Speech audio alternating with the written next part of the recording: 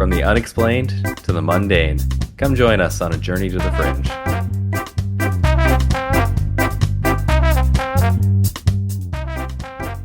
Hello and welcome to Journey to the Fringe. Spread it around the internet, if you will. I know I've done that before, but we just, I don't know, Edgar Mitchell seemed to be onto something. We got to do a couple, just put it on there.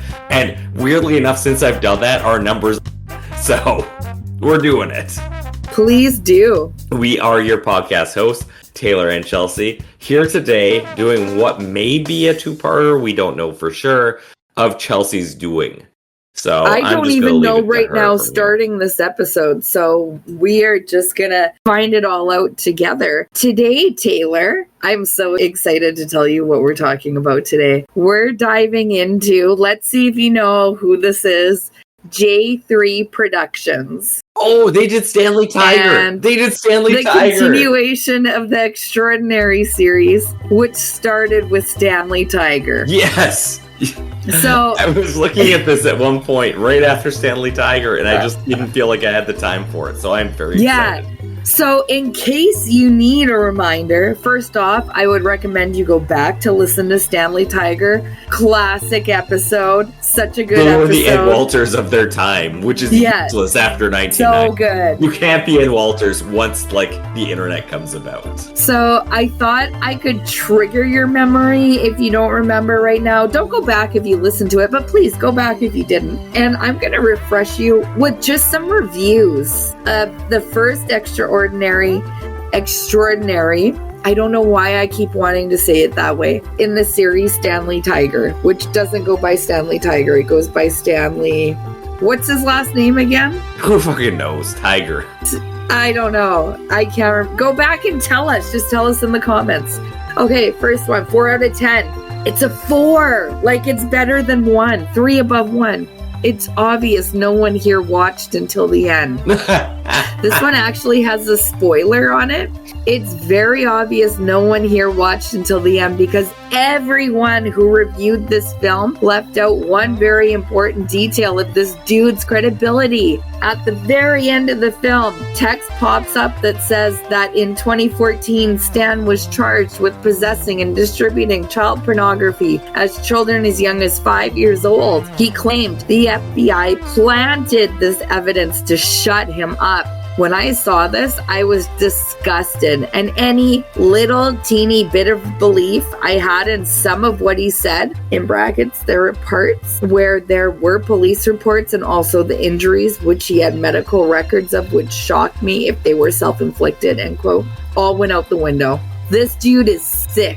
Tons of child porn were found all over a bunch of USB sticks, so it's not like it was just on the computer. If FBI was going to plant evidence to frame him, they wouldn't bother downloading child porn all over a bunch of random USB sticks and stash them all over the house when you wouldn't need to do all that to convict someone of child porn. Just it being on the computer is enough. This dude is so effing sick in the head. When I read that these poor babies were as young as 5, I wanted to reach through my computer screen and strangle him. He's a fraud. Even if he is telling the truth of some stuff, it doesn't matter. He is a disgusting human being. The only reason I'm giving him a 4 is because the actual documentary is well made. I love the format of it. I wouldn't even give it a 4. It was not well made. It was not. It is. Spoiler, it's clearly all made up. They give it a 4 out of 3, despite the fact that they clearly did not like that angle of wow. Yeah, I probably... Okay, 4 out of 10 again. 4 out of 10 this time. I'm a believer, but I don't believe this. They're both 4 out of 10. Yeah, I was confused of why you kept saying that. And I even told you it was 4 out of 10. I really struggled with how to rate this. So firstly, let's concentrate on this true story. Trues in quotations. For the first part, I was like, wow, this is actually quite amazing. However, the more it went on, the more skeptical I became. My skeptical brain was asking, why? Why, for example, would aliens move his knee brace outside and leave it strewn across the garden? Then at 19 minutes is where it lost all credibility for me. 19 minutes is all it took. Come on. A peeping Tom alien. If aliens came into the house, no problems, abduct people from their beds, can send light orbs in to look around, then why would it need to pop up at the window and peep through? And the way it dropped down. And then the other alien visits where he stood filming it in his kitchen as it unnaturally leaned around the corner, in brackets, almost like someone was holding a puppet, end bracket. Apparently they can float too because the way it moved back around the corner. The biggest deciding factor on those two incidents being fakery rubbish is the guy's reactions. Lordy, there's better acting at a second grade drama club. Aliens are obviously in on the selfie craze too, as reportedly he found a camera with extraterrestrial selfies on it. Eye roll. Yet somehow other photos magically erased. This guy is just someone who feels very unspecial and has created this imaginary life of being special. Alien visits, alien children, mystery phone calls calling him Starseed. I'm a believer in UFOs and extraterrestrials, but this was just fake. I'm not saying I don't 100% not believe this guy was abducted or experienced something. I just think when you use fakery to back up claims, that's when you lose credibility. The documentary was well done though, which is why I struggle with how to rate it. What, is this the same guy? I want to give it a BS rating, but feel it's unfair to the documentary makers as it was a well done and difficult topic. I would have liked to see some objective psychology experts' view on this. I felt the one that they used, who based this evaluation of how calm he was amateur at best. So, I just want to be fair because this is a J3 episode. They are not shitting on J3. They are, for the most part, actually saying this company seemed to do a good job. It's just that Stanley Tiger's a piece of shit. You know what? I grabbed the best two kind of well-explained explanations I could find, but reading those two kind of give me some red flags. And they both kind of say the same things. Am I reading this correctly? Did you get the same thing out of them? They're both 4 out of 10. They're essentially saying the same thing. They're both basically saying we have no belief in Stanley Tiger, but the documentary itself was well put together. Documentary makers are very good. And it wasn't necessarily made to make you believe Stanley Tiger. It was just to document Stanley Tiger. Does that make sense? I grabbed those at random off IMDb. Take that with what you will. Reading those out loud right now, though, they sound suspicious. They sound identical, honestly. They might have been put on there. They do. So that'll get you caught up with Stanley Tiger just about. They pretty much summarized the Stanley Tiger episode. As much as I hate to say this, highly recommend watching Extraordinary. I don't know why I want to say it that way. Extraordinary Stanley Tiger Romanek. Yes. Because Stanley Tiger is extraordinary, and in fact below ordinary, and that's the extra part. Yeah, check it out. It is absolutely a work of art that you just need to see. I've caught you up on the first extraordinary, god damn it, Stanley Tiger. I do have to add that I think it's funny, which doesn't feel like the right word, that in the end... Now, Chelsea, you say funny... Something easier to say, I feel it is something of note. There we go. The very last second of that documentary, and you'll hear the reviews mentioning it that I just read, that Stanley Tiger was literally arrested for child pornography, pedophilia, right before this was released. It says in the documentary that it was planted by the government and so on. Due to the alien abductions.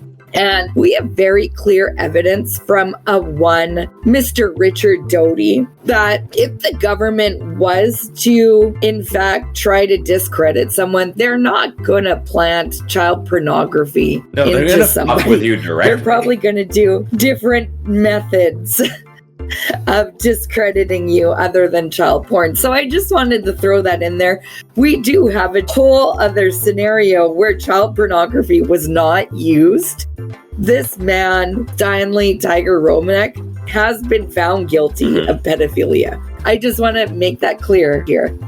While we're on the topic of child porn, I was wondering if the directors ever actually commented on this to kind of start out this episode from where we left off on the last episode. And I pretty much came up empty-handed. I could not find any written response of this at all. It wasn't until I listened to a podcast where they were talking about their next episode. What they had relayed about this situation was that it was pretty much right on the release of this documentary where it came out about Stanley Tiger and the child pornography. And the company releasing the documentary at that time wanted them to completely recut the documentary and do it on Stanley Tiger's current situation with the pedophilia.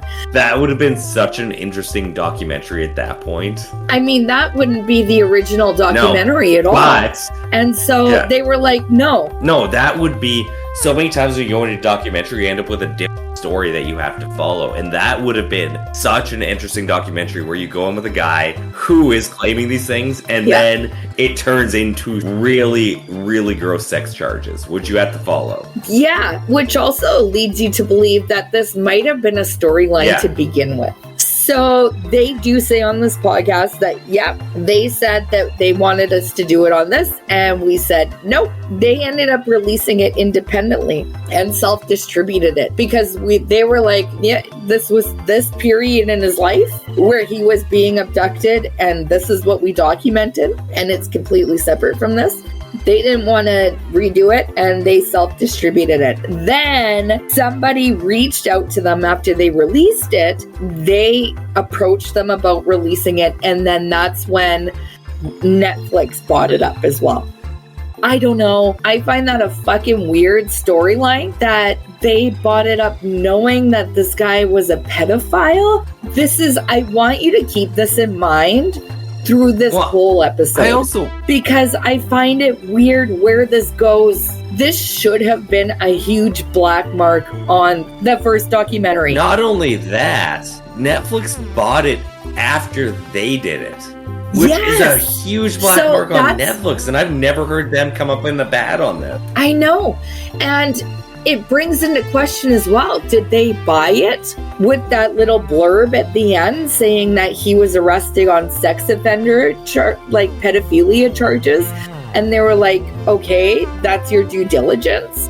Or did they make them at that point? There's nothing kind of addressed as far as that goes. I can't believe that they don't do research into what they're buying. I just can't. Yeah. No, it's definitely something to keep in the back of your mind through the rest of this episode, because I still can't figure out how we get from here to where we end the episode. I can't make heads or tails of it. I find it weird, and to me it seems like turning a blind eye.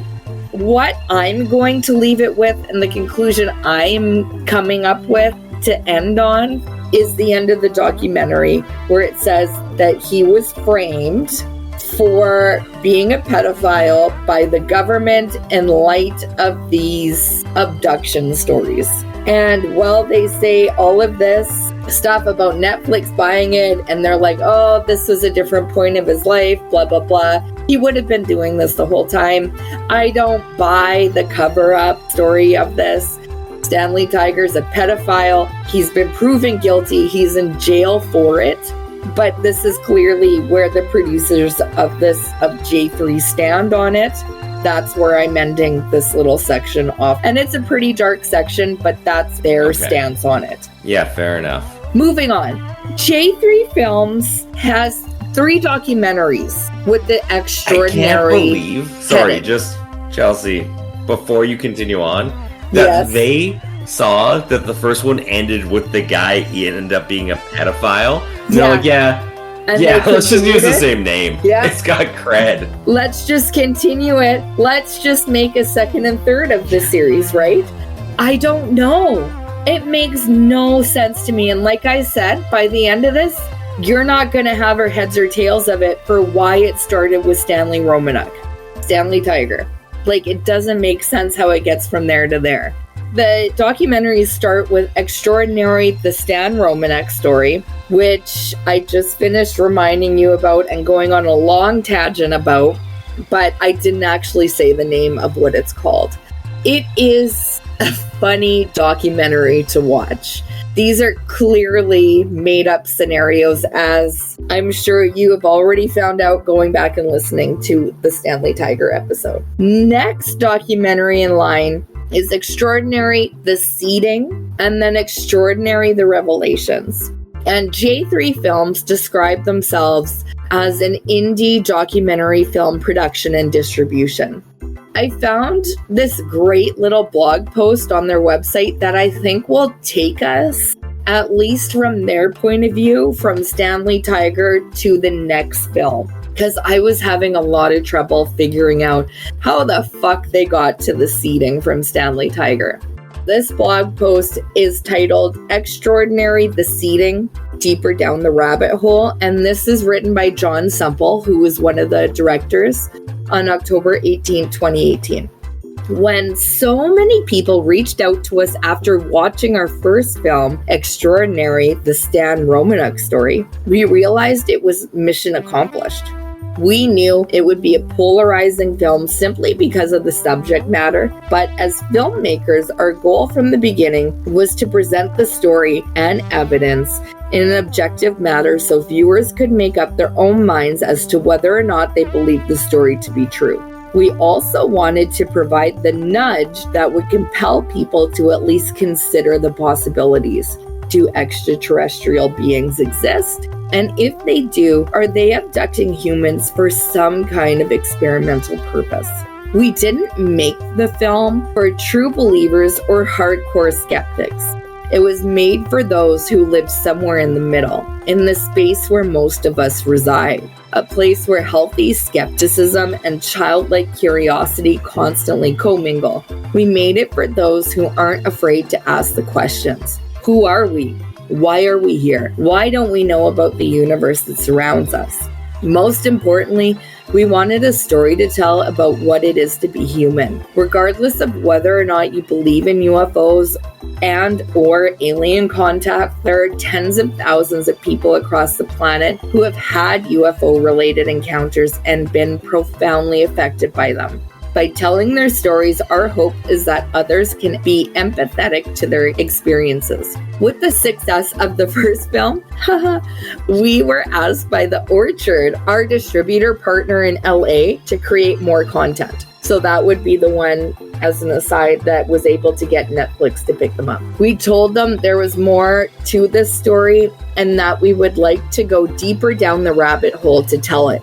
Our second film, Extraordinary, the Seeding, is the result of those efforts. The film is a logical progression from where the first one took us, akin to continuing to put pieces of a complex puzzle together. If aliens do exist and they are abducting humans for experimental reasons, why exactly do these experiments entail and why are they conducting them? Over the years, as we've researched these strange phenomena, we've come across many individuals who claim to have been abducted by extraterrestrials. In particular, women have come forward and shared what they describe as abductions followed by pregnancies that can't be explained and that end in strange miscarriages where the fetus simply disappears. In many of these cases, they describe another abduction a few years later during which they are shown their hybrid children on board alien craft. Without exception, these women are sincere and credible. They hesitate to come forward with their stories out of fear of being ridiculed and have to relieve the nightmare. In all cases, their lives are changed forever. Sometimes relationships are destroyed, as are careers, but many of these courageous individuals manage to come out on the other side stronger and with a keen sense of purpose, and some even voice for those who are still struggling in science with the fear and trauma. We, the filmmakers, have become more open-minded and understanding as a result of making the second installment in the Extraordinary series. We originally set out to find as much tangible evidence as we could, and while this is most certainly critical when it comes to validating the reality of these strange phenomena, our main goal as filmmakers is to share human experiences. Our true gift in sharing this story is introducing you to the experiencers themselves, the individuals who go to work every day, love their families, and otherwise live like the rest of us, but who have been touched by something so extraordinary as to have been profoundly touched by it forever. That brings us to Extraordinary the Seeding, which is the second in the trilogy. And might I just add, he did not mention at all the sex issues. Yeah, I told you, you cannot find that in writing anywhere. If you want something in writing, we go how they ended that last documentary, is that it was planted, and that's their stance on it. That's what I'm going with. Yeah. So I'm going to read you... I mean, I have a comment at the end, but I'll let you keep going through the story. Okay, let's look at Extraordinary the Seeding. This one gets a 5.4 out of 10 on IMDb. Here's the storyline of what kind of happens in this, if you can already kind of picture it in your mind's eye, what's going on, and how they kind of brought us from Stanley Tiger to here. Abductions, reproduction experiments, memories of seeing children off planet. The idea of humans participating in an alien hybrid program sounds absurd until you talk to people who have experienced it. Thousands of women and men around the world have had reproductive experiments carried out against their will. The most harrowing, unexplained pregnancies that terminate without explanation. In many cases, the memories of what happened remain suppressed and fragmented, leaving experiencers confused, depressed, and with a profound sense of loss. In others, the memories are visceral and emotionally disturbing. Thanks to increased public acceptance and regression therapy, more and more people are coming forward with stories of abductions and strange fertilization procedures that occur during their frightening experiences. Are aliens involved in a complex hybridization project where human females are used as vessels to carry hybrid fetuses and human males have their sperm harvested until they're ready to be transferred elsewhere? And if so, to what end? Extraordinary the Seeding is a riveting documentary that tells these stories through one-on-one interviews with abductees, brave individuals willing to share intensely personal and emotional stories with the rest of the world. Through analysis with global ufology experts, the film also explores hybridization, why it's happening, and why the impact on humanity is and will be. The information presented is intended to educate, entertain, and encourage audiences to ask one simple question: what if it's all true? With that, I'm just going to read you a couple quick reviews of this whole thing. And then I'm going to give you, I watched this blessing of a documentary, unfortunately, not to spoil anything. Is it, but can I just ask, is it better than the Stanley Tiger story? No. Oh. I will give you a more detailed review of that at the end of this. Okay. I felt like mine needed to come last, best for last, right? 1 out of 10. This one's titled Mixed Nuts Mockumentary. Ridiculous and silly. I don't know if these people are on drugs or should be on drugs. Just a bunch of mixed up people telling stories. They try really hard to make you believe that they have been abducted and have had sex with aliens. Haha.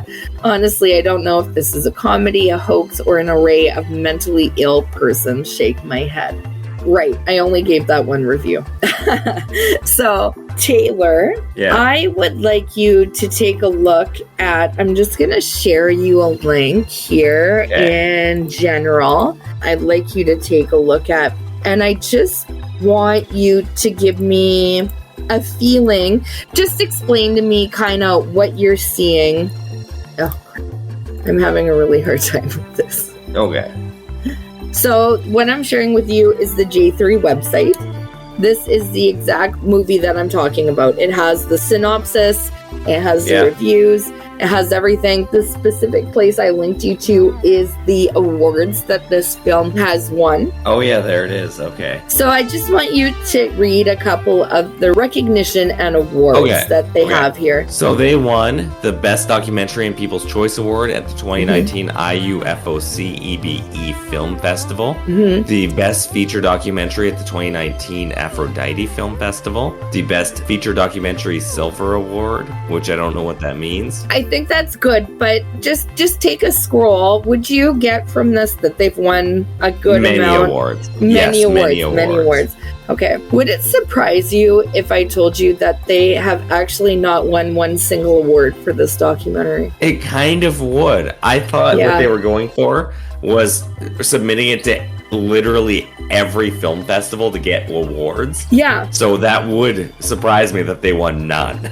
Yeah. Now, if you scroll down a little bit, you'll see official selection. All those ones in the briefs. Those ones you can tell are official selections. But right above it, there's 1, 2, 3, 4, 5, 6, 7, 8, 9, 10, where they legitimately make you seem like they have won these awards. They were nominated.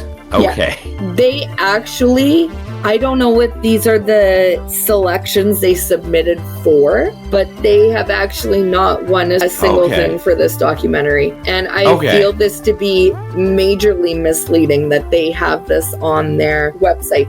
Just to put it out there, that I was not reading this wrong as well. I do like that I have somebody also backing up the fact that I was confused. I went and looked up each of these film festivals and found that they actually did not win a single one of these ones that they have put on there that they have in fact won. They did not. I did really like that they do have quotes from famous people in the UFO community, such as George Norrie and Nick Pope. Yeah, which I am going to touch a bit, I think, in the next episode. Okay. So let's see. Actually, hold on. The seating. Yeah, actually, I am going to read that right now. That's not the next episode. It is actually Taylor segmenting to this next part nicely. Segueing nicely to this next part. Reviews extraordinary the seating. This is from the same exact website that Taylor just read all the major awards that they won. The first one is from Whitley Strieber, who is the author of Communion and fiction author. He's come up a few times. Yeah. Finally, somebody gets it right. An intelligent searching exploration of the alien abduction mystery. Jim Semivan, Vice President Operations to the Stars Academy. CIA Senior Intelligence Service in classified projects for 25 years. And Jim Semivan says, quote, "This documentary will be a seminal moment in the history of ufology. It is that good." George Norrie, host of Coast to Coast AM, says, quote, "UFO documentaries usually focus on lights in the sky, evidence, and conspiracy theories. This film flips the script and shares the emotional impact abduction experiences have on the contactee. It's about time." I don't know who that is, so I'm skipping it. Nick Pope, quote, Nick Pope, I should tell you who he is if you don't know who he is. He's the former lead investigator of UFO sightings for the British Ministry of Defense. Quote, "If you have the slightest interest in the alien abduction mystery, this is a film you should check out." I'm not reading the rest of these people. I don't know who they are. So those are the reviews. And I must say, reading those reviews, I'm surprised that some of these people would even comment on it, given it's the second in a series. They don't seem to know about either of the videos. Does that make sense? They just seem to make very general comments. Yes. So that's the thing, and I don't put it past George Norrie commenting on something he knows nothing about. And that has to be my suspicion about the others, that they did absolutely no research in this. Because I'm led to believe they're fully unaware of the association with the child predator from the first of the series. or they're literally like, it's UFOs. Sure, I'll say something about it. I seriously had to believe in my soul that they had no idea about Stanley Romanek. But Stanley Romanek has also been on Coast to Coast AM. This is someone who talked about his videos within the community. So I don't know. I'm torn here about what the fuck is going on with these people and why they're reviewing and why on their website they have all of these recognition and rewards that aren't true. So I just want to give my review on it. I would not give it a 5.4 out of 10. Mine's probably closer to 2 or 3. It is boring. It is seriously boring. It has nothing to do with the first Extraordinary, which I don't blame it for having nothing to do with the first Extraordinary. No, but the reason they did it was to play off of the fact that some people watched it and would watch a second. Yes, that's what they're leading you to believe with what they said in that biography. Yeah. Nothing other than the name is tying it to the first one. It's boring. I did not even get to the end. I'm going to be completely honest with you. The people that they have talking, yes, they're regular people. You don't really know their background or anything. Yeah, I mean, that's my review of it. I mean, it talks a lot about seeding. It talks a lot about hybrids. It talks a lot about like reproduction and stuff like that. It talks a lot about miscarriages. It talks a lot about one of the abductees is a lesbian. It talks a lot about a lot of uncomfortable things that I think a lot of men would feel uncomfortable with. Most of the abductees are female and talked about female related things. Which they're being I thought, seated, so that makes sense, yeah. I thought was a really strange angle. Especially with the comments from like Nick Pope and George Norrie. I really thought it was a strange angle to go with for a second one where they're trying to make it open for everybody is kind of how they made it seem in that blog post. I was even shocked. It's not things that bother me. I was just shocked by it, knowing that other people would probably be very uncomfortable by how female-oriented it was. So that's my review of it. I think that I'm going to leave it here on this one. I'm going to leave it at a cliffhanger after Extraordinary, the seeding. And in the next episode, let's get into Extraordinary, the revelations. And let's talk about the directors that are behind the Extraordinary series. Okay. So let's ponder that for the next, I don't know how many hours are in a week. I was trying to end it like a mini. Oh, hold on. Oh. What do you have to add? Well, I just want to say that I find this a problem of the economic system that we have in place, in that it is so much easier to build off of an over-established brand, even if it's not good, or it has negatives attached to it, than to create an entirely new brand in itself. That's totally fair. And that seems to be the problem with this situation. I would completely agree with that. They're like, we already established this. Let's continue on with where we're going. Netflix bought it. Why would we not continue it, even though it's attached to this pedophile? I would also say, given what I know now, knowing how this series ends, I think this is just me saying, but they might have even said it's vaguely connected. It's still all UFOs. We can continue with this. Yeah. But no, they most importantly said, we built so much credit off of this, we can't afford to not use it again. Yeah, that's true. I mean, they did say in that podcast, they were like, it was meant to be. It was fate that somebody ended up picking it up after all of this was causing us to fail. So maybe they just continued with it after that. And that's a very good point. But yeah, that's it. It's just the fact that it's...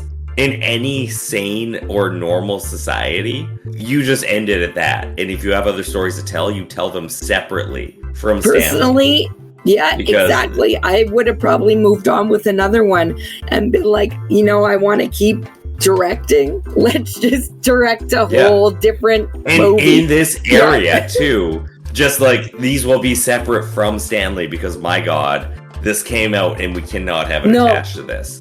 And they said, no, we've already built some brand, and you can't And the real lose brand shocker value. behind it was all of those credible people giving reviews as well. I was really shocked by it. Yeah.